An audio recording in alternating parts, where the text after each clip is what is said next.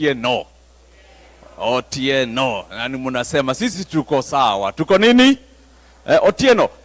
I had given you 5 minutes, but Otieno is a journalist and also a medic. He's a doctor actually, so we're gonna give him only 3 minutes. To them, actually I have changed 2.5 minutes. He's my good friend. Thank you.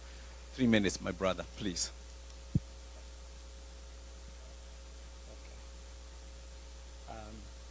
Your Excellency, Deputy President Rigathi Gachagua, Mama Dorcas, Mama Boys, welcome to Kansas City, and then the rest of the Kansas City crew, all protocols observed. Good evening. It's an act of great honor and privilege to be standing in front of you to speak. And first of all, I would like to welcome Honorable Rigathi Gachagua for coming in our midst under a very tight schedule. Welcome to Kansas City. And one thing I would like to say is I got to hear about Rigathi Gachagua, of course, during the 2022 elections. But one thing that stood out is that he has over time demonstrated that he is a once-in-a-lifetime personality. We will never have another person like Rigathi Gachagua. And here's why I say this. I say this because he joined Parliament around 2017. And within 5 to 6 years, he had already become DP. And one of what stands out from that is that he's a man of great focus, that once he puts his eyes on a focus, he goes for it. And I think that brought out some kind of jealousy within the higher echelons of Kenya's political establishment. And they ended up ganging against him and tried to stop him. And I'll explain this in terms of international geopolitics. You all know that within the great games of power around the world, whenever a nation is emerging to develop a nuclear weapon, all the great powers will come up and try to stop that person from acquiring the nuclear weapon. And here's why. Because once you acquire a nuclear weapon, you're almost untouchable.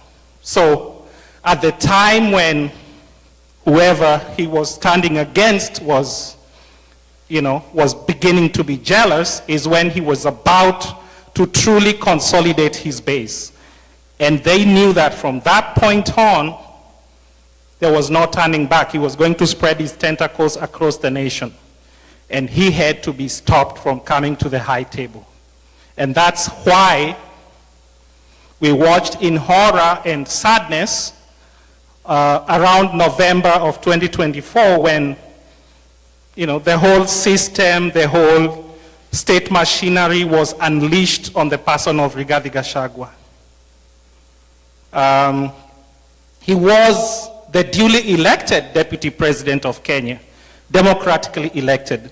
But what happened on that day was an attempt to overturn the democratic will of the Kenyan people.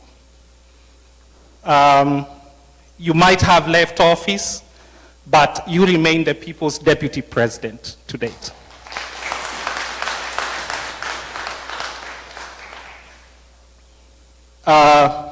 Another thing I would like to say is I got to know about Kasongo probably when I was about 14 years old, and I will tell you, among my type of leaders, right from the age of 14, I was a very avid reader of the newspaper.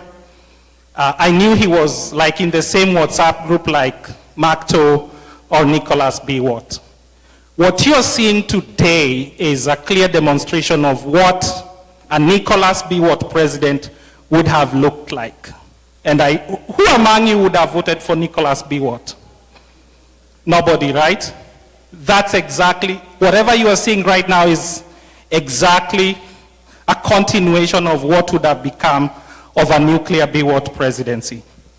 Another thing I would like to debunk is this myth, a state-orchestrated propaganda machinery that is out to paint the person of Rigathi Gachagua as a tribalist.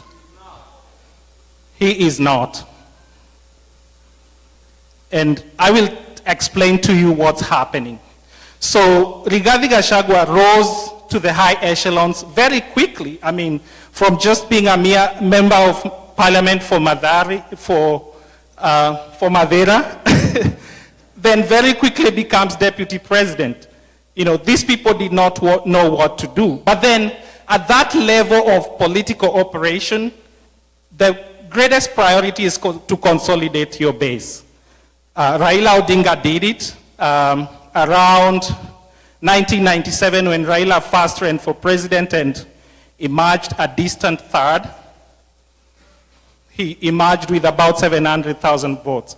And that was about consolidating his base. And around that time, if you can remember, he was involved in running battles with people like James Orengo at that time. You know, and most of that theater of operation was in Nyanza. So, and then let's think about the person of Kasongo. Kasongo came into national prominence when he was in ODM. And how he emerged as the kingpin in his region was to proclaim that Kalenjins were being kicked out of Mau Forest. A very, you know, like you're trying to preserve the Mau Forest, which feeds water into Lake Victoria, but here is somebody saying that my community is being targeted. And then he said a bunch of ethnic things. Tribalism, speaking your own mother tongue is not a bad thing. It becomes bad if it leads to the burning of, or poisoning, carbon monoxide poisoning of humanity inside a church. It becomes bad. It becomes evil if you're going to be found liable by a court of law for looting 100 acres of Adrian Muteshi. Okay? If you guys follow news, you know what I'm talking about. At the height of 2007 clashes, you know, somebody went and grabbed Adrian Muteshi's land. A court ruling is on record about that. So that is what tribalism is. But they won't tell you. They will go ahead and unleash the entire state machinery, sponsor some chokora bloggers to go around calling people tribalists. But we know what exactly is going on. Now, regardless of what you think of Rigathi Gachagua, he is currently the voice of the voiceless. And regardless of what you think about him, you might disagree with him. But one thing I would like to tell you about democracy is the center of power has to be checked. He is the counterweight that we have.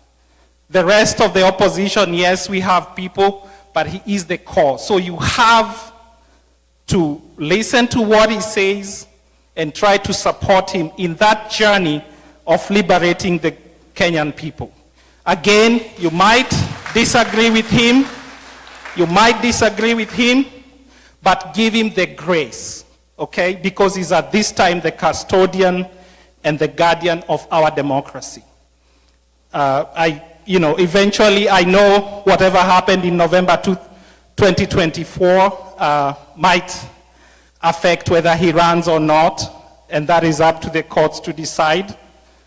But I would urge you, Mr. Deputy President, whoever you eventually support should also agree and believe about your right to being innocent until proven guilty. There might be people, whoever you eventually support should be a person who believes that you're innocent until proven guilty and is also equally willing to fight for you with a clean heart, with a determination to get you come out of those tentacles.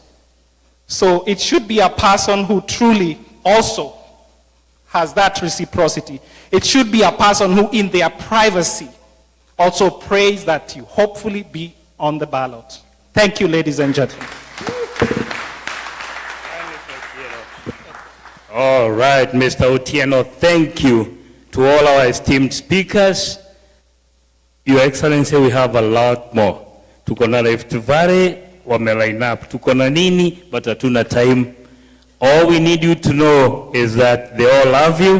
They would like to be here to say something nice, but they also understand that time ni kama maji, it keeps flowing. With that, machache, I'm going to invite Mr. Mudhara, the organizer.